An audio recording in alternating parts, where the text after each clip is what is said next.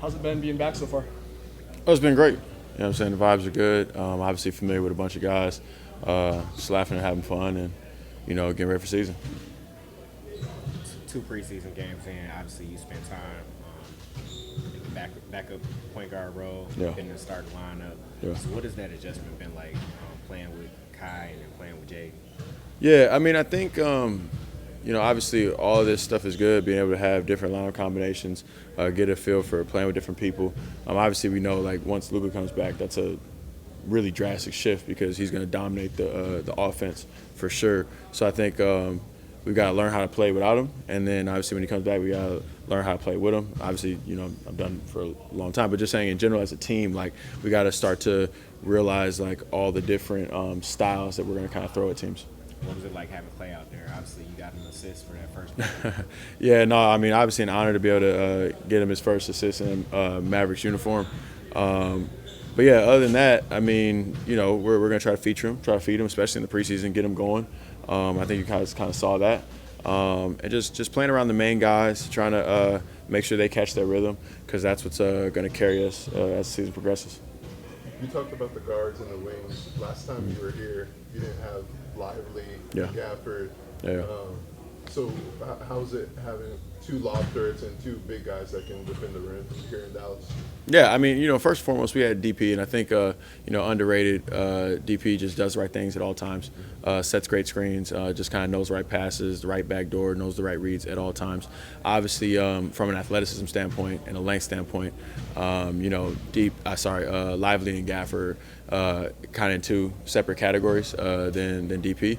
The way they block shots and play above the rim is, second to none. I think we have the best tandem lob threat rim protection center group in the league, and it's going to be great to continue to watch Gaff enter his prime and to see Lively just continue to take strides. I mean, he's a baby. What are your individual goals this year? I mean, obviously, coming here with losing in the finals, you want to win a championship. I think, again, we understand it needs to be great fortune, good health, all that stuff. We got to have the right chemistry, cohesiveness, so it's not a surefire thing, but that is the overall goal. And, anytime you're a vet merging into a group like that, understanding, like, how many gaps, like, I can kind of fill in, it's about the flexibility.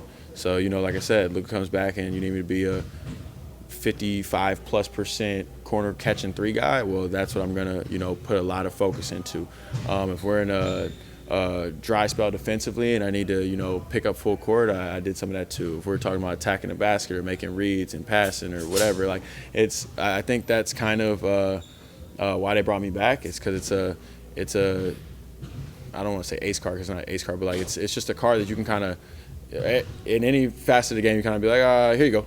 You know what I'm saying? So I think that's what I'm looking forward to doing in the pursuit of winning a championship. Right. Okay, one more. You've been on talented teams before, teams with all NBA players. Just the thought of roster construction around, like, 2 or 3 main guys. I guess, what are some of the pros and cons that come along with something like that? I mean, it's just expectations. Like, whenever you have talent, right? I mean, again, the 3 most talented teams I've ever been on. One I didn't really play on, which was the Harden, Kyrie, KD Nets.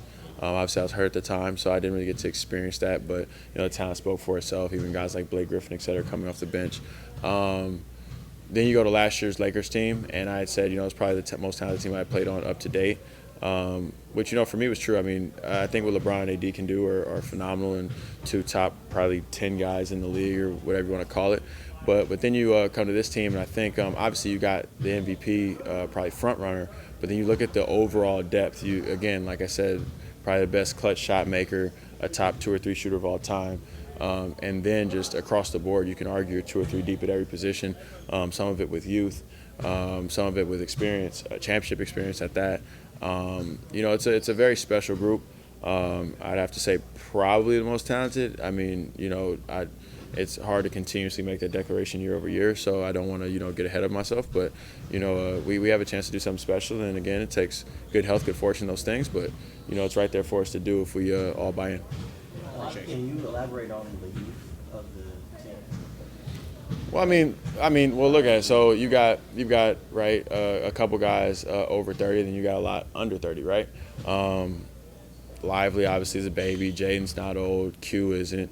Najee isn't particularly. Gaff isn't even particularly old. Like none of those guys that are gonna, likely be in the rotation are particularly old. I mean, really the only older guys would be, Maxey, Kyrie, Klay, and myself, and obviously Luka. Although sometimes he plays like an old man. Is definitely not an old man. So, I think sometimes there's a misnomer because of how long he's been doing this at a high level that he is of that type of age, but he's not. So, if you really look at it, the Mavericks team not only has a chance to be good now, but well into the future, considering just the lob threats and everything. And, at some point in time, they probably have to, 4 or 5 years down the line, replace Kyrie. But other than that, you can kind of keep it rolling. A lot of people naturally focus on how Klay is adjusting to the system. Guys. But just someone who's been on many teams, how much overlap is there? There's a lot of similar concepts. Well, the NBA has a lot of different concepts. I would say Golden State is one of the more unique groups, so it probably will be a little bit of a learning curve for him.